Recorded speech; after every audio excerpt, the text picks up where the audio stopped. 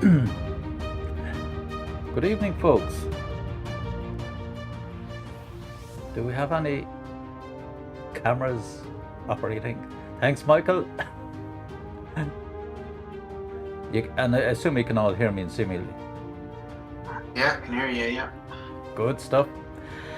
I guess there's still a few people coming from, is it Industry 4.0 or Data Analytics? Or one and the Data same? analytics. Oh, okay. I'd say they're booking appointments with their shrink.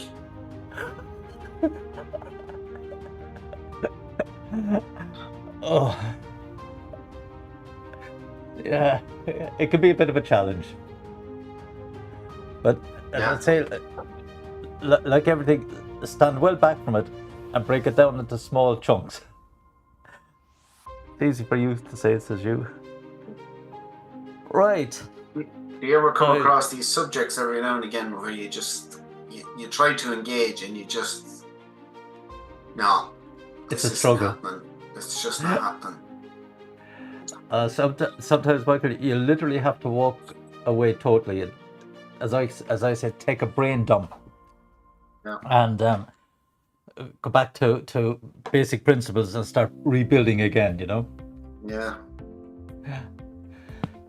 So I think I will start the show. I think, yes, and this will cut out all the music and everything else. And here we go.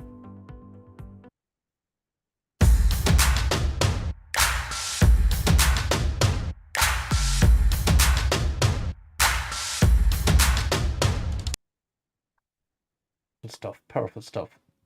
And so what am I doing with you this evening? If you thought Industry 4.0 was going to be a challenge, we're going to have a look at earned value management. And it's a direct follow-on from last week's subject matter of project costings and so on. So at least that gave you the introduction as to how you can construct the finances of a project. And then once you have those basics in place, and of course mechanisms for recording the data, which is important, then we can go on and start building these nice to have tools or processes, whatever you want to call them, such as earned value management. And just let me get the chat open here so as I can spot if anything is coming in. And there we have it. Hopefully nothing. So I'll get down to the show.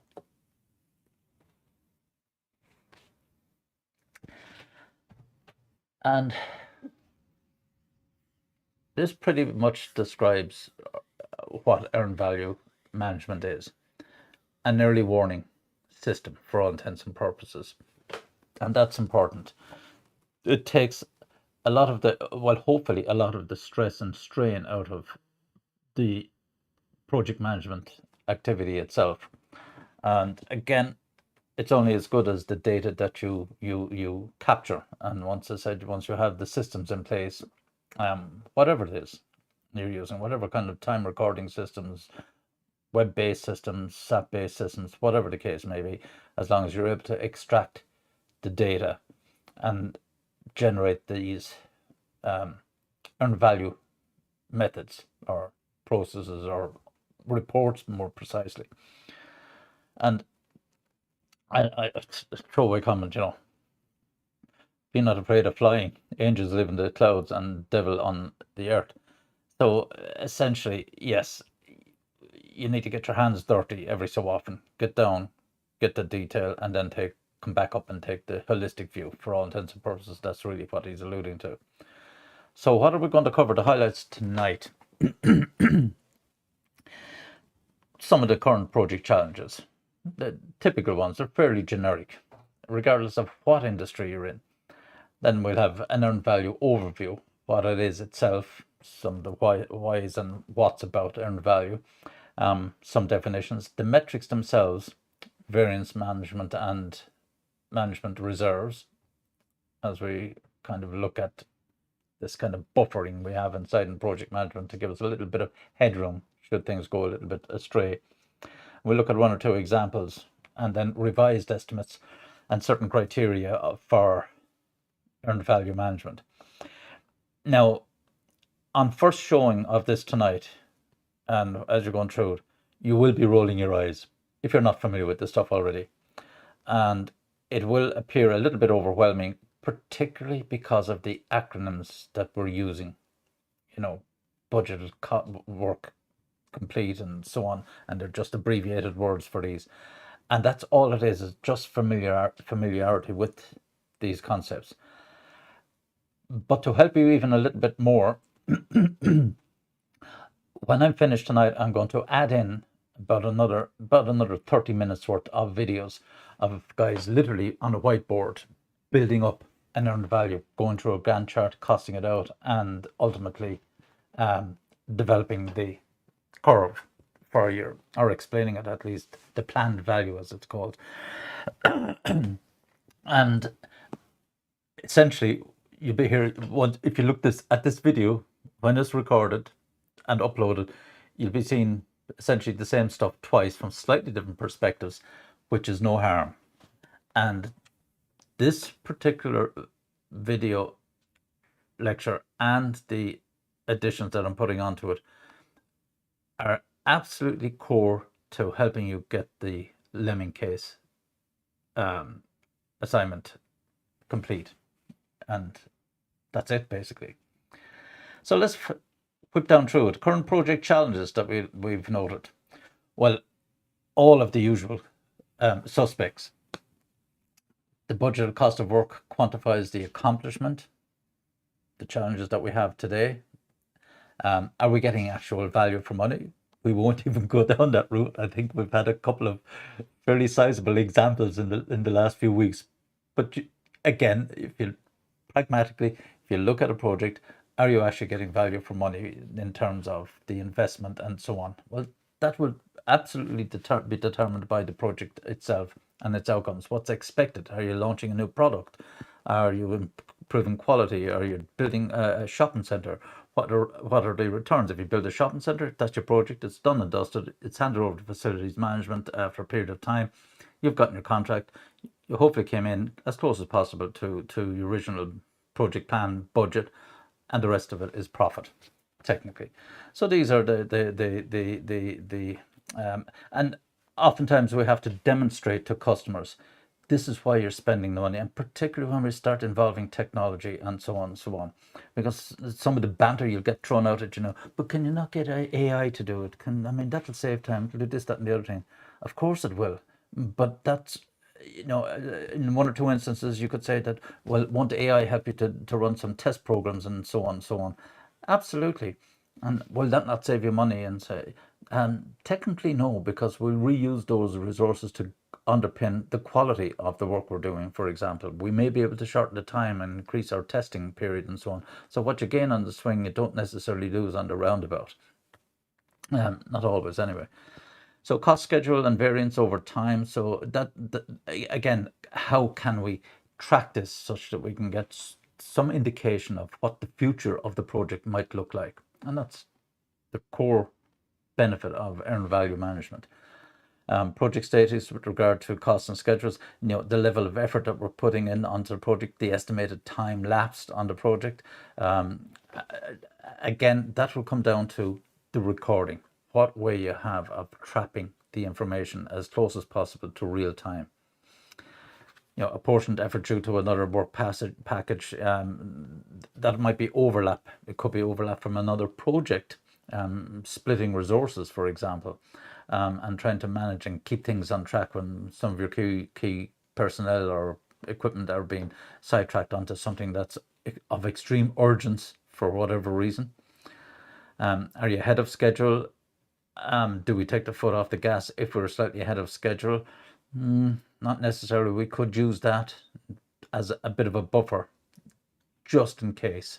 But if you notice that there's a consistency that, using your earned value forecasting, that you are going to be consistently ahead of schedule, say by a couple of weeks, for argument's sake, That doesn't mean you take the foot off the gas for those 2 weeks, but as time moves on, you can begin to ease back a little bit to finish your project. Then, of course, going no over or underspend in the project itself. Again, tracking your budgets. I mean, this is the finance of it. As I say, we can keep life a lot simpler by converting our work hours to man hour cost, for argument's sake, or work hour cost, amalgamating the labor and equipment cost if necessary. But of course, if you're on a big construction site, you probably won't do that because you're on much different arrangements and agreements with hired equipment, for example, or leased equipment and so on, and that'll come in at a different charge. Like if you were looking at what was that program I watched last week, Extreme Engineering, that the tunnel being built between France and Austria, I think, coming from two sides, the big tunnel bores, channel tunnel thing. They're German-built machines, and each one, I think, costs 20 million, and that's a sunk cost. And it's designed specifically for that job. Can you use it again? Possibly, or else decommission it and use the bulk of it again, or parts of it again, generally speaking. But you buy the thing outright. So that's a cost, for example, and that needs to be factored in. So you'd be planning the hours of usage of that machine quite separately to the man hour cost, because you're rotating staff on it. You've all sorts of different combinations, but in general, we can break it down to a nice common denominator of machine labor into man hour cost, both included. So whether the project funds are spent on the right tasks, that's a little bit of a throwaway challenge, because it works on the premise that as a project manager and your project team, you've identified all the deliverables, you've sequenced everything, you know what's on the critical path of the project. They're the main items that you focus on, and project spun on the right tasks inside in the project. Of course, work is prioritized, and anything that's not on the critical path, then that gets second priority. And of course, but logically, again, that will have to fit asynchronously. It can move in parallel with some of the critical path tasks, but can't go beyond certain tasks, because for example, paintwork on a scheme or whatever needs to be done before you hand it over to the customer. Now, is it critical? No, it's not on the critical path. You have the final job done, so you could be doing some of it in parallel as you're building, going up floor by floor, for example. It's just off the head example, not great, clearly. So what technique, and this earned value, can pull many of these challenges and give us a night's sleep as a project manager? And that's fundamentally what it comes down to. And of course, the project team, that you're not over worrying on the project status. And here's why, and the what of the earned value. As I said earlier on, it's an early warning system, and that's probably its most powerful attribute in terms of a system or a methodology for helping project managers. So we can take some kind of corrective action. And you will see later on, if for example, we want to change some of the scope of the project, if we get a new requirement in, a late requirement, we generate a change request, how we can replan, so we can actually, with really accurate information, we can project the overspend or the additional time pushing out the schedule, and it's clearly visible as a consequence of this. And that makes the decision making a lot more simple. There will be some negotiation, of course, but at least you can visually see, if you want to do this, this is the actual cost. There's certain rework, and then we have to build in these new features or new functionality, change some of our existing system to accommodate these new changes, or this new change. And that's where you're spending money. So you can actually nail the costs extremely accurately, and as a consequence, what that impact will have on the project. So it provides uniform unit of measurement. Of course, as I said, either man hours or euros, dollars, whatever the case may be, or combine both of those, man hour cost. It requires different measures of progress for different types of tasks and needs to consolidate progress of many tasks in an overall project status. So of course you have your Gantt charts and so on, and you're following this and you're mapping these out and you're saying we're 3/4 full, we're 70% full, we're 60% complete on these tasks and so on. You can see that. But if you have many tasks going on, particularly asynchronously in a project, which often is the case, then how can you amalgamate all of these to get a better picture? And this is the earned value technique. That's why it becomes so, you pull all of the stages together and you can see at an instant, at an instant, how quickly or how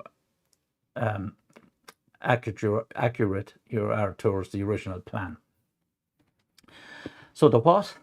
Project management methods, practices and process and tools. Fundamentally, that's all we're using. As I've already mentioned, Gantt charts, critical path, and so on. And we've mentioned man-hour cost, so on.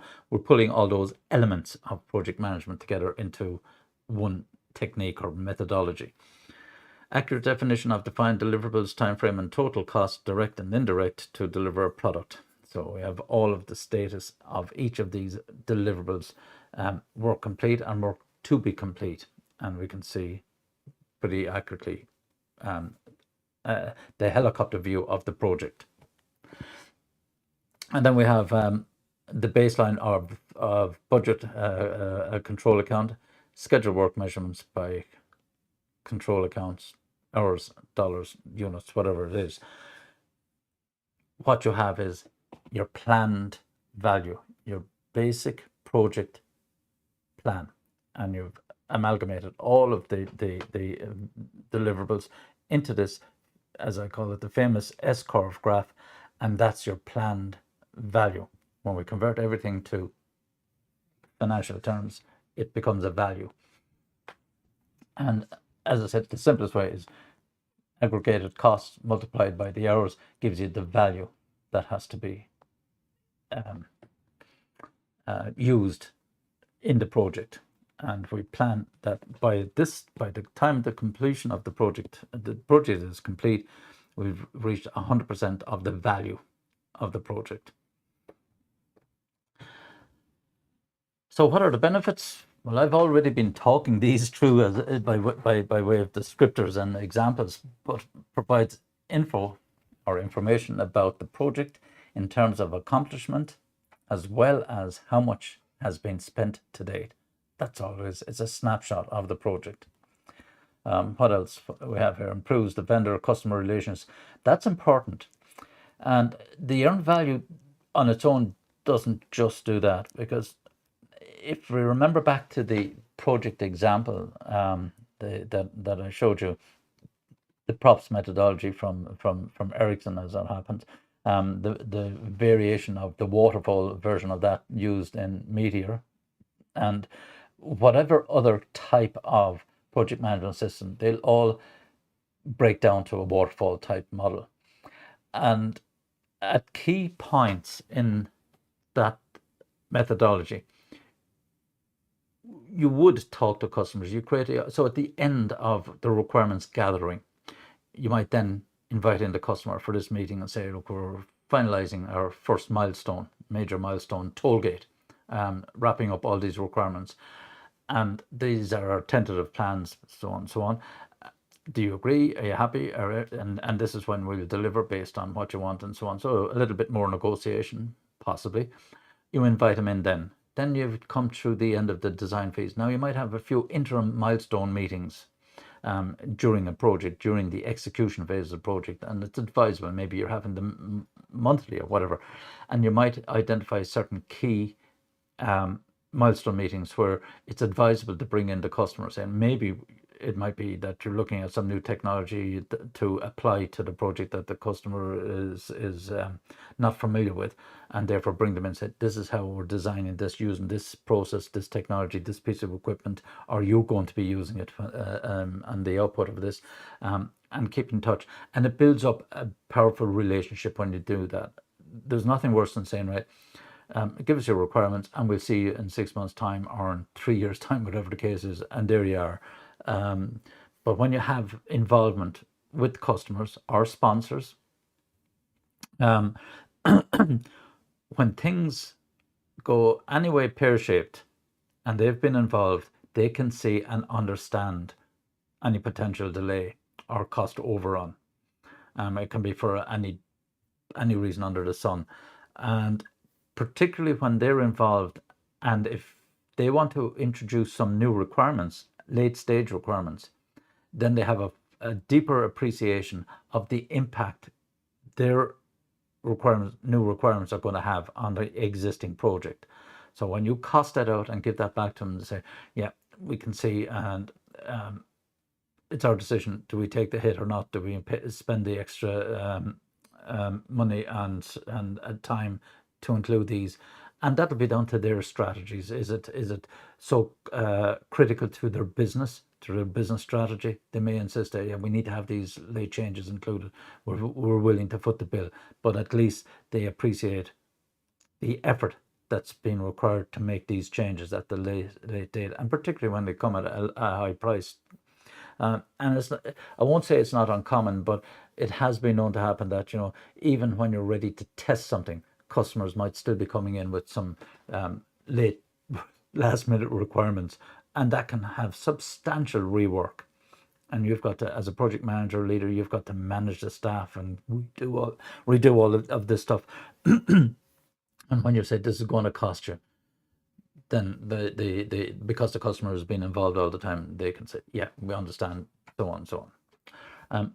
Or you might use your negotiation skills and say, well, maybe for the next iteration of this platform or project or product, whatever the case may be, we can defer and include it there. It won't cost you anywhere near as much to have it included. They might decide, okay, it's not so business critical, we can forego it now. What else? Useful to make a prediction based on a comparative analysis. Yeah, because you're comparing existing projects, and you can actually technically look at other projects and see if you're on target. As I said, there's several of those systems, that project management systems, where you can upload your data and you can compare to similar projects in the same industry that have already elapsed. There's some of these, I think it was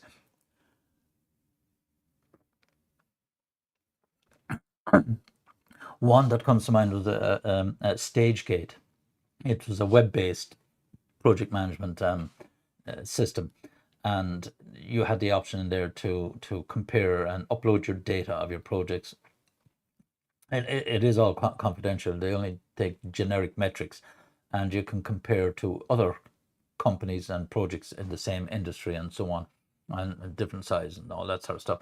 So you get a feel for how well or not you're actually running your projects. What else is there? Creates a culture of openness and trust and honesty. That is very powerful benefit of this, because again, you have total transparency. You're showing what's happened and how it's planned to happen from here out, and particularly when you're showing it to the project team, they can see the effort that they've been putting in, and that builds up a trust, because it shows that as a project manager or project leader, you're not hiding stuff from the project team. Woe betide if you do. Duck, there's a 4x2 coming across the back of your head. Not that I'm advocating any sort of violence and so on, but figuratively speaking. Improves vendor customer, we've done that already. Project performance. It does improve project performance, because you can by taking a lot of the guesswork out of it, and the panic and stress strain, and because you don't have the data, or the team doesn't have the data. But when you're using something like this, you have everything at your fingertips, and it does actually help the team and you to have a better night's sleep, because you can weather the storm. In other words, you're not living day to day, week to week, with all this pressure and so on because of projects and so on, issues and one after another, firefighting. None of that. You mitigate an awful lot of this by having a structured approach using these types of processes. That increases motivation inside the project as well. because people can say, yeah, we can see what we've done. We know what we have to do. We can see the timelines and the deadlines we have. Maybe we can take a little bit of time doing this and so on. And it just creates a much better working environment. So some of the criticisms, you wouldn't think there were any, but unfortunately, time required for data measurement and manipulation can be considerable. No, can't be, and it's not. This is going back to one, it's going back a few years, that criticism. Yes, we would have had, particularly when we had bloody manual timesheets and stuff like that. But just take this out, yeah. But nowadays, absolutely not. I mean, in a heartbeat, you can train yourselves, learn how to use, for example, spreadsheets and extract data, and you can already pre-format your spreadsheets that will pull in the information, and bang, you'll throw out an earned value chart in a matter of minutes, if not a couple of hours. So we do have it all. Quantifying and measuring work in progress can be challenging. It can, if you don't have systems in place. You need some format or some form of data collection, timesheets, web-based, getting people to fill in their timesheets, and they've done this. And even if it's only say, yeah, I'm 50% there on this job, and I'll be there by the end of the week or the end of next month. We're on target. Everything is going fine. As long as you're trapping that information, and ideally on some kind of system, computerized system, cloud or web or PC app or whatever. Integration of financial expenditure information with scheduled status.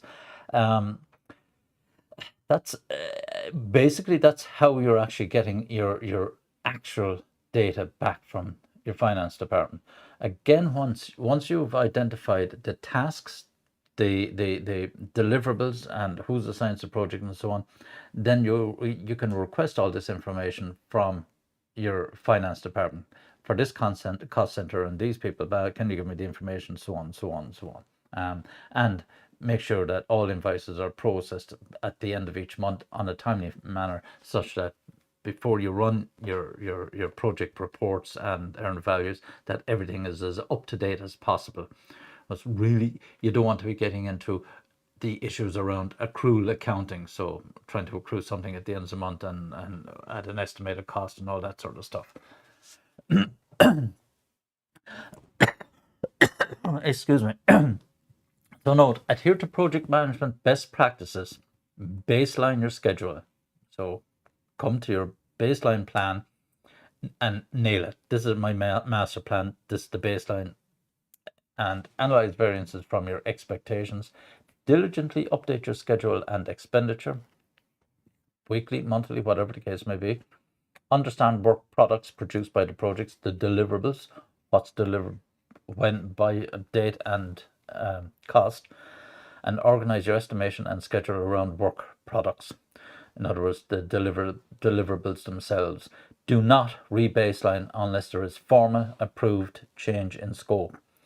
I should have written the whole thing in red, capitalized, underlined, and all that. But do not change. If the boss comes down and says, Mark, any chance you could slip this in here, and if is so and so free, could he do this? Under the threat of death, don't do it. No, best advice, because one gets in. This is the core reason why we have scope creep in projects. Stuff isn't documented correctly, it's not tracked, it's squeezed in, coerced in, beaten in, whatever the case may be, and that throws your project out the window.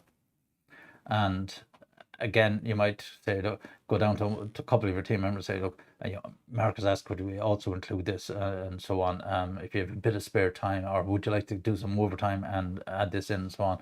Straight away, you have these additional features, you haven't replanned, and you have an additional cost, and you're wondering then when something slips later on, what the hell has happened? Yeah, because You try to keep Mark happy and include something at the last minute. That's why, as I said, the simple process of change requests are so powerful to circumvent and avoid this sort of stuff happening in projects. And again, all it is a simple request documenting an additional requirement or additional feature or removal of a feature, whatever the case may be. This is what it is. These are the work packages or work deliverables that it affects. This is how much time is required on it. This is how much it's going to cost. And that document, change request with all that data in it,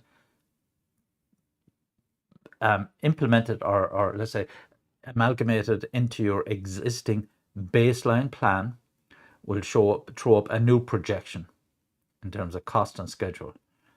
And you'll see your baseline plan will jump at this point when this is introduced. And once it's gotten formal green light, now you have it in black and white for all intents and purposes, clearly identifying the deviation from the original baseline. You can deviate as many times as you want. Knock yourself out. But as long as you have these catalog of change requests, when it comes to the end of the project and final appraisal, no one is going to be able to point the finger at you, Mark, and say, you ran that project badly. Look how much it went over time, and look how much it got additional cost. You have the paper trail. You have agreed, signed off change requests, and you've nailed it. As far as anyone else would be concerned, and certainly the project team, you've done an excellent job. So when we look at these definitions, and this is where the scary stuff comes in. Let me come back to the land of the living. The definitions. So planned value, the planned expenditure, cash flows based on the completion of tasks in accordance with the project budget and schedule. So planned costs of the total amount of work scheduled to be performed by the milestone date. That's your planned value. Planned values for each of your milestones, and you accumulate those, and that gives you your S-curve. That's your Bible. You've signed off on all of this, and that's the end date, and that's the cost. And of course, then you have actual costs, any of the expenses, any costs incurred on the project itself, labor cost, equipment, and so on. Track those. And then the earned value. So it's the amount of the budget that should have been spent for a given amount of work completed. The planned, not actual, cost to complete the work that has been done. Okay, the planned work, have you done it? And if it's planned, is everything done according to the plan? That's your, as I said, that's the backbone of everything, hinges around this planned value chart or project. So how much was planned to have been accomplished at a given point in time? That's the planned value. How much was actually spent at a given time? The actual cost. And then how much value, person hours, in terms of base budget and what has been accomplished in the given point in time? That's the earned value. That's just a flip of what we've just looked at. So definitions again. So what is the total project expected to cost? That's the estimate at completion, EAC. Now there are slight variations of these acronyms, but we'll stick with what we have here in front of us tonight. Or the revised estimate, the latest revised estimate. So the estimate at completion is the actual cost plus the estimated total cost, the actual cost. So what is the expected to complete the project, the estimated to completion, and then what it is the expected under or overspend, the variance. And that's basically, the variance is the budgeted actual cost minus the estimated actual cost. So what the project sponsor is supposed to cost is the budget at completion. That's the golden rule. That's what is expected at completion. X amount of cost and date on the project. And here it is, after all of that, in a nice graph form. So you see this, I don't know if my mouse comes up on my screen. It does, but it's bloody white. But you can see there I'm circling around the planned. That green broken line, that's your planned value. That's your baseline of your project. Everything was agreed in the early phase of the project down here, and this is the plan according over time. This is how much you're going to cost. And we'll always, because you're accumulating, adding week 2 to week 1, and then week 3 to week 2 plus week 1, accumulated costs will always give you that type of curve. Might not be that slope, it might be much steeper, or it might be flatter. And it won't be nice and perfectly curved, but generally you'll have that S curve. And as you can see here, this particular point in time today, we went in and we took the measure. How much have we actually spent? What has been actually spent at this point in time? And we can see that we should have spent here the planned value, but we've actually spent up here. So the planned value, what the plan called for on the tasks planned to be completed by this date, this is what we should have spent, and we've actually overspent. And the earned value is the cost of what has been accomplished to date per the baseline plan. So we've overspent and we haven't completed all our tasks. Disaster. So we're over budget and we're behind. We should, and when you look at this one here, obviously this one is easy to spot.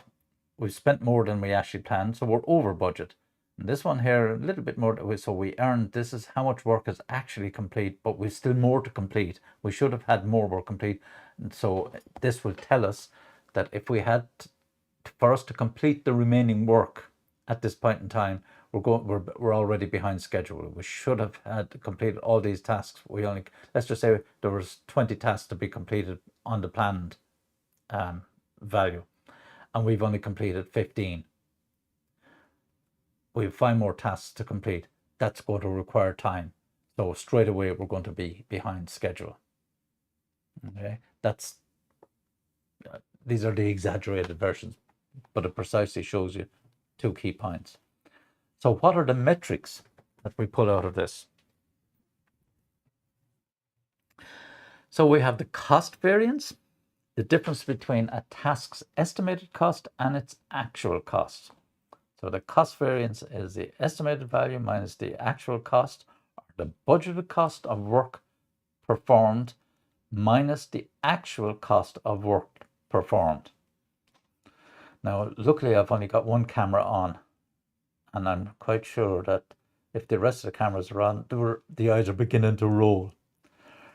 But all they are is just abbreviations. And one of the tricks that, and I should have done it for you actually, is literally put a simple table with each of those acronyms listed out, such as BCWP, budgeted cost of work performed.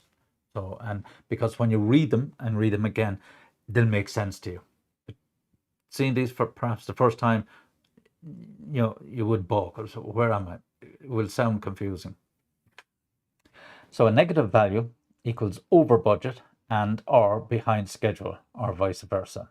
If your cost variance is a negative value.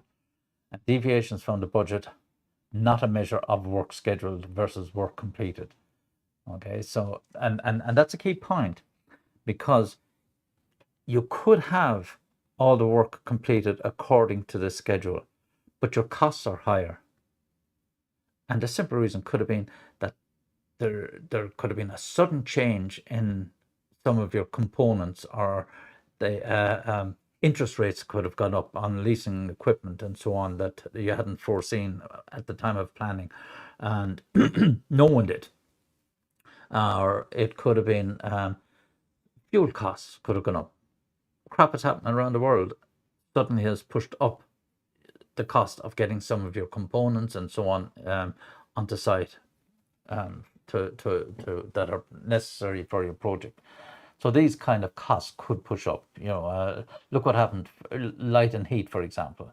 I mean, the prices just went off the scale there with all the suppliers there in the last couple of years, and trying to come back and settle back. I mean, they would have played havoc with project costings in the last couple of years. So that's how your costs could go over your budget. Some unforeseen financial thing happened that's driven up the cost, in the actual cost versus your planned. And the cost performance index, so it's the percentage of work completed per dollar spent. So the cost performance index is the earned value divided by the actual cost, or the budgeted cost of work performed divided by the actual cost of work performed. So a ratio greater than 1, you're ahead of schedule and are under budget. So that's exceptional performance, or vice versa. If you follow, you're ahead of schedule and you're over budget. You could be slightly ahead of schedule and over budget. For example, if there was something that you knew was you were introducing some new technology, new process, or new piece of equipment onto your project, the project team might say, well, can we work a little bit of overtime or a couple of weekends just to build up a buffer that will give us time to mess around with this new equipment and stuff and so on. So at that particular point in time, long before you're using this equipment, you could be running up, you're building up a bank on your schedule to give people a bit more time. Now you could say, well, couldn't you have planned this a bit better and so on? Technically, yes. But as you may not have had the new equipment, you may have only had specifications. You may not know its full benefit to you until closer to time, until the manufacturer or the provider of the technology has gotten detailed specs and so on. It's like I could run a project to upgrade this system here. And let's just say that today I budget for, it's going to take me 3 days to strip down the computer and build it up with a new RTX graphics card. We say the 5000 series, not out yet, but let's just say on the assumption of expecting a 50% increase in performance, turnaround time, rendering out files and all that. Typically, this is what happens in these types of scenarios. But come closer to the time and say, well, we planned this for 2 months' time when the thing is actually released. And maybe a week beforehand, you find that it's not going to give you a 50% increase. It's only going to give you a 27% increase. Or maybe it'll give you a 70% increase. But in any case, we might have planned and say, well, I need to schedule my time and now crank this into a 2-day turnaround because I'm closer to the date when this product has been released and now I'm going to use it and so on. Probably not the greatest example because I'm thinking of literally off the top of my head,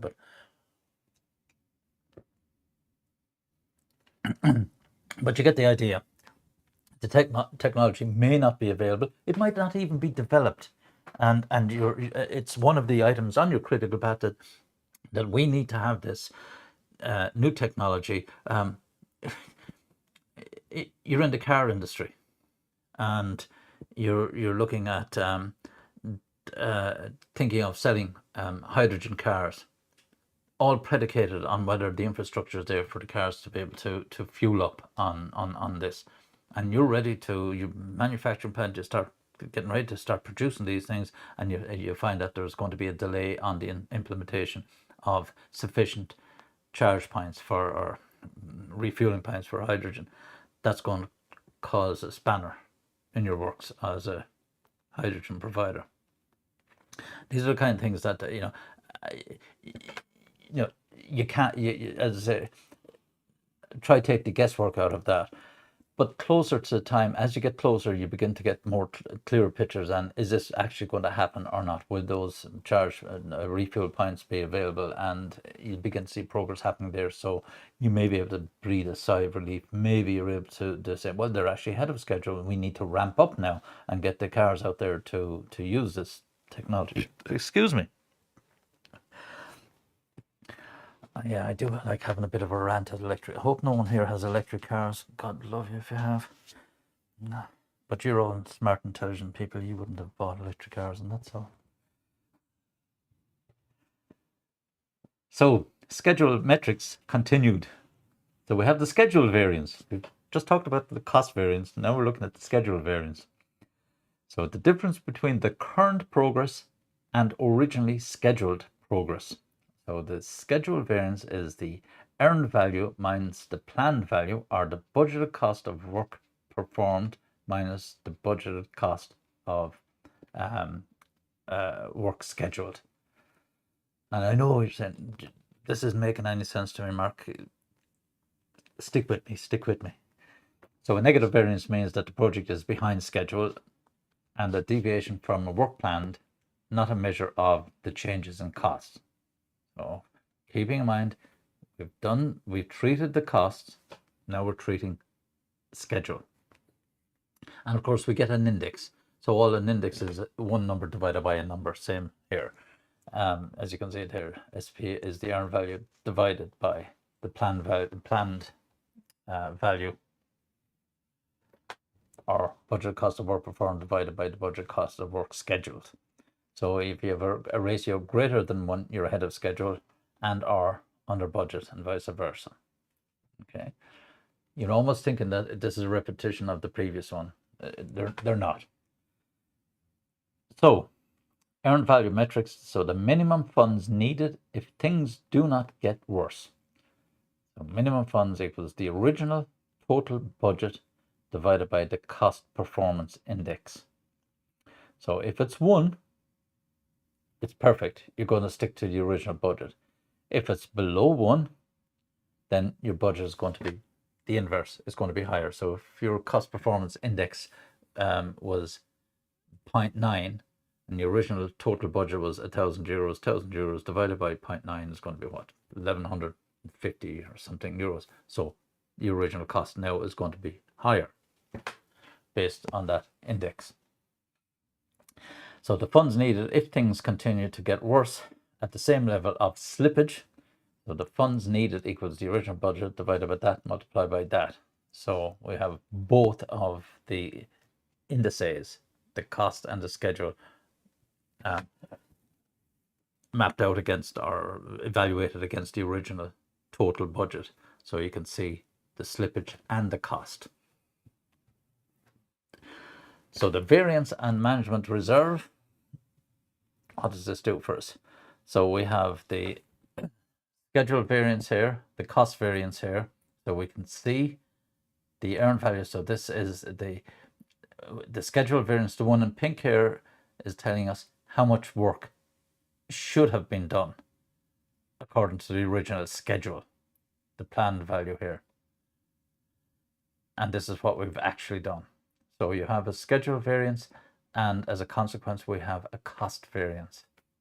So those jobs should have been done. They still have to be done. Therefore, you're going to have to pay for them, and that your actual costs are up here. There's a worst case scenario by descriptor. So what's the problem causing the variance? We can identify these. So this is where the financial heads come into being.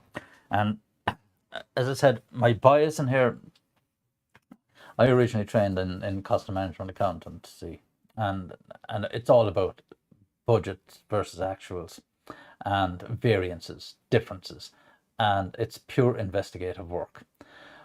And this is the reason why I was saying to you that it's so valuable to build your project costs from the ground up.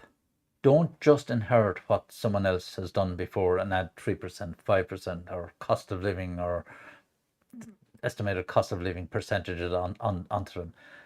That's the coward's way out. And simply because, yeah, you'll get it done in a heartbeat. Couple of simple formulas in Excel, multiply them by a percentage, happy days. Globally, put it onto the project, you're creating an absolute nightmare for yourselves. That's why I borrow from the accounting side of it, zero-based budgeting. Build it from the ground up. Then when you do the investigations, you'll know very, very quickly at a glance what's causing the variance, or what possible costs are causing the variances in from a cost perspective, and similarly from schedule. That becomes even more obvious. So what's the impact on other efforts, if any? Of course there will be. If your schedule is behind, it most certainly will affect the remainder of the project, and those resources that you have may not be there. You might have to release them and the work isn't done. So what corrective action is planned or underway? What's the impact on time, cost, and performance, and what are the expected results of the corrective action? So what do you need to put in place? And that's why the more frequently you do your project reports and your earned value management report, on a lengthy project, over a year, you'd want to be meeting once a month at least. Shorter projects, probably every fortnight. Yeah, a bit of discretion and common sense applies. I mean, if it's a 6 weeks project, yeah, every week you'll be meeting probably first thing on a Monday morning. What we've got to do for the week, and following what did we do last week, review that on the schedule. Again, a common sense approach. And the bigger the projects and the more complex the projects, you'll have a plan of all these meetings. They'll all coincide with your methodology, your milestones, and project reporting, and so on and so on. And that way you'll yeah, as I say, you'll know what action is needed, and with the project team, what do we need to put in place. And you might end up paying a little bit more for overtime or for weekend work or shift work to bring the thing back in schedule, because that may be the critical factor. It has to be up by such and such a day. Of course, that might drive up the cost. You may be able to recoup some of that down the road, get some deal on some parts of the costs, later costs. You may be able to replan parts of the project and shave a little bit of the fat off on subsequent work deliverables to recoup the cost that you're losing right now, and bring it back in to a reasonable cost and schedule, if schedule is critical. If cost is the main driver there in this, that you have to keep the cost low, well, that's a kind of a separate. Then that may mean, again, you're going to have to delve into the fat that you've built into the project and try and get the work done a little bit quicker in normal working hours and so on, motivate the team, whatever the case may be. But in either case, you're going to have, you'll have the data.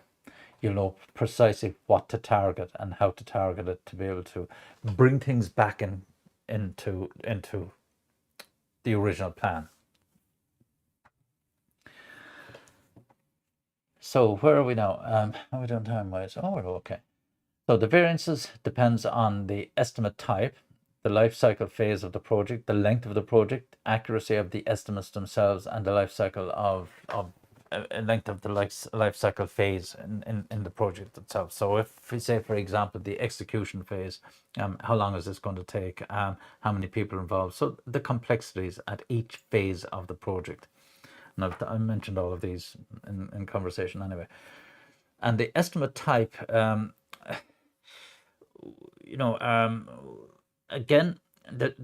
as I said, the important point is you're building your estimates up from ground zero. That's your starting point.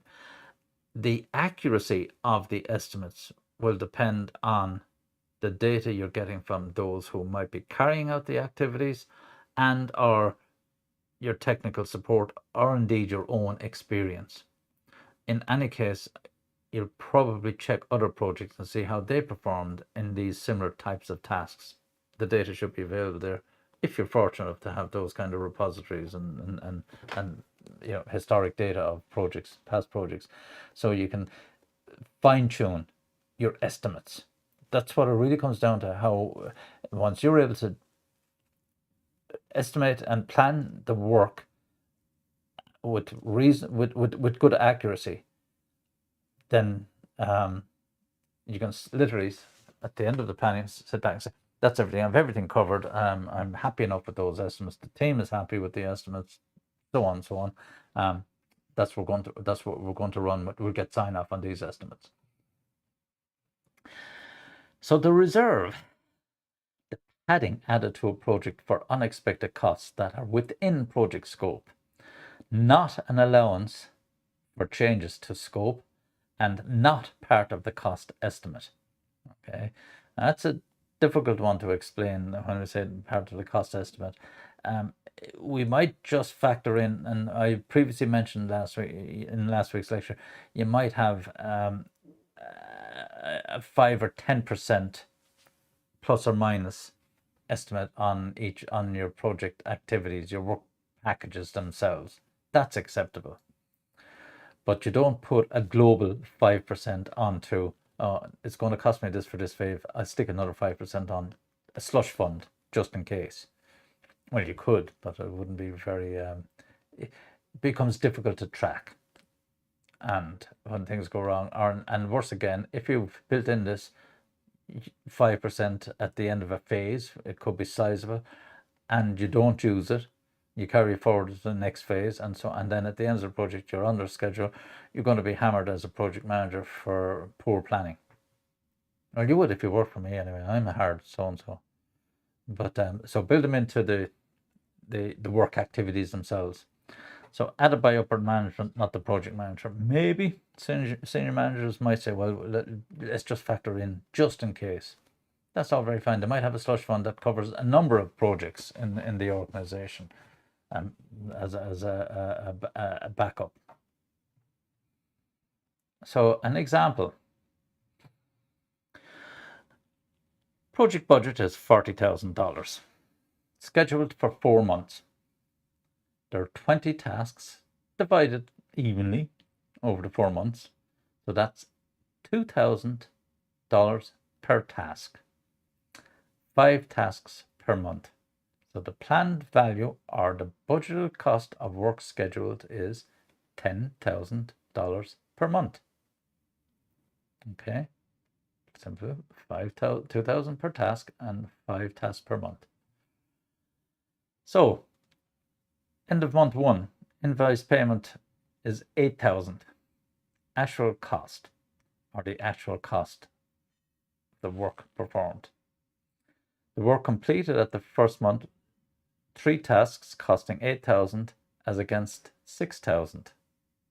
With me? Remember, we're supposed to have 5 tasks and 10,000. We've only got 3 tasks done, which according to our original planning of 2,000 per task should be 6,000. But we actually have 8,000 of a budget, an actual payment. So the earned value or the budgeted cost of the work performed is 6,000. And this is what it looks like. The budget versus the actual versus the earned value, 6,000. Okay, so 3 tasks at 2,000 is 6,000. That's all we have. That's the work we've earned. We've done 3 tasks out of 5. We had planned 5 tasks, which should have been 10,000 euros. And we've been invoiced for 8,000. We still only have 3 tasks performed. So the cost performance indicators already in 1,000, the scheduled work divided by the budgeted work to do $10,000 over 5 tasks in a month window, as they call it. That's 10,000. So this is just the explanation of these values that we've gotten. We've earned only 6,000, so we have another 4,000 of work that's going to cause a slippage. And the actual cost of the work performed is 8,000, and the actual variance is 2,000. So we have a variance on the cost of 8,000 versus 10,000. So we should have spent 10,000. We've actually spent 8,000, but the value is only 6,000. So utilizing the revised estimates, what happens then? So the total budget equals 5,000. The work scheduled, planned value of 2,000.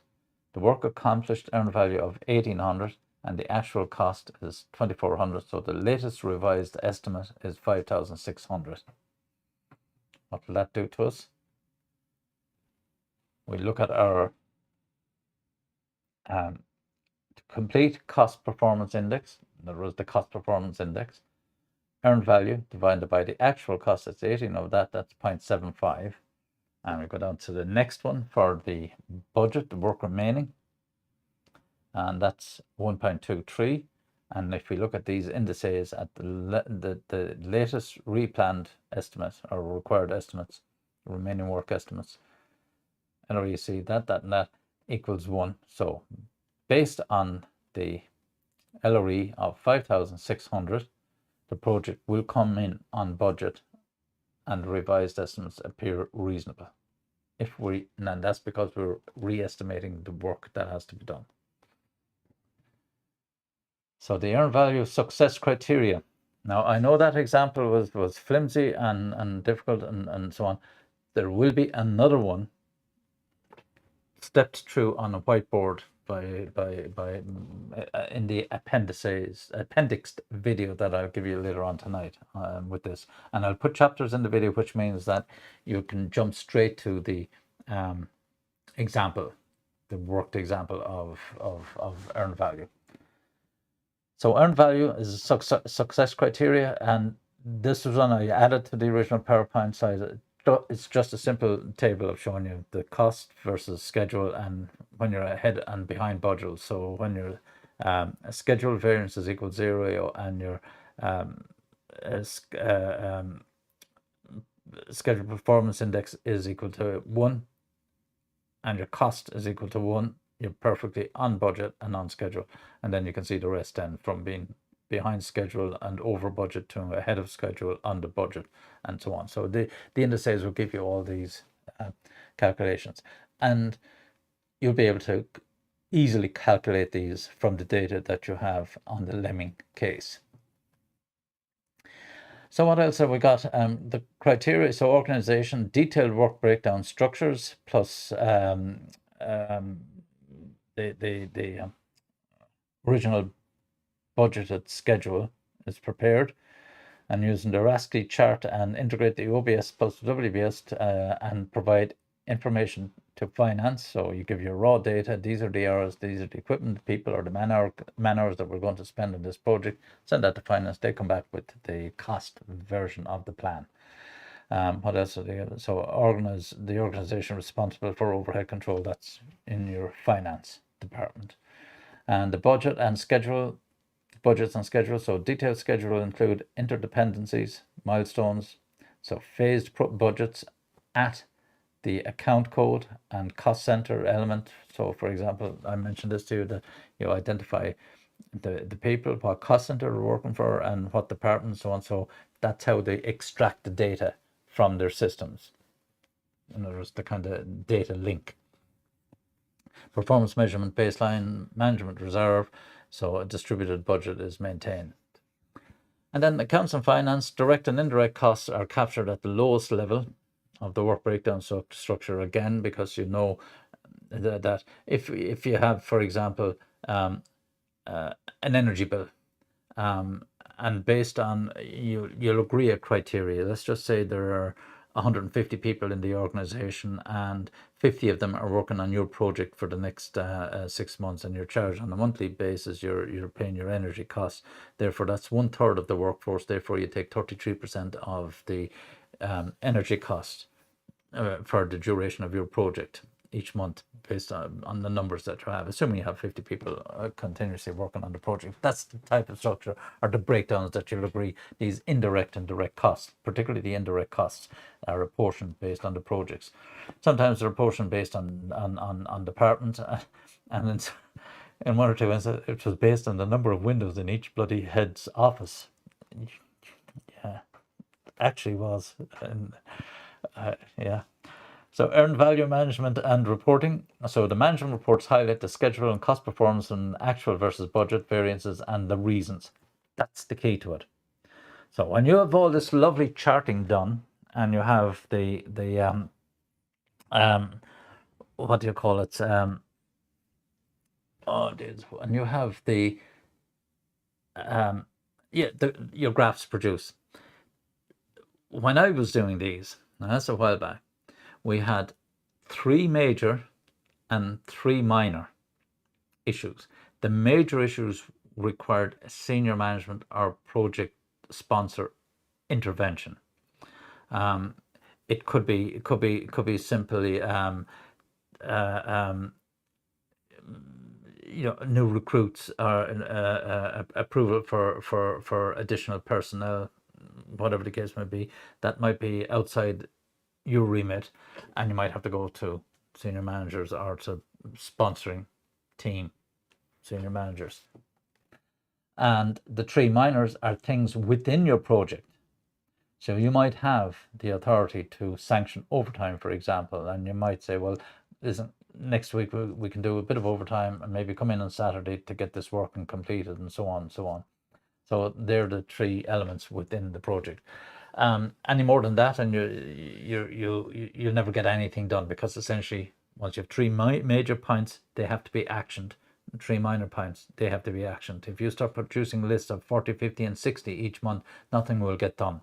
So you agree with the project team, let's prioritize the challenges that we have outstanding, and these 3 we can't do, or 5 if you want to be push it a bit, and these we can handle internally. And we used to do that on one A4 size piece of paper. The graphs were produced, and at a glance you could see you were ahead or behind schedule, and the reasons for, and then actions needed to be taken to bring it back on schedule and bring it back into costs. I should have mentioned that point. The 3 actions, major, minor, are as a result of either a schedule or cost variance. So the 3 great essentials to achieve anything worthwhile are: first, hard work; second, stick to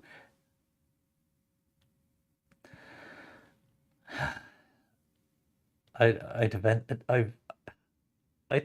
this. I can't stick to the plan. And third, common sense. Given to all, but practiced by few. You've heard that so many times. And we're coming to the end of it, and that's pretty much. Oh, I got in the way of that last one. You didn't miss much anyway. Thomas Edison's quote. And here we are. Let me close down, and I should hopefully remain where I am. Yeah. A fair bit in that, folks, and it was if I was on the receiving end of it, yes, I'd be, oh, Jesus, what's he talking? This budget, that actual work schedule, work plan, I'm all over the shop. I don't understand.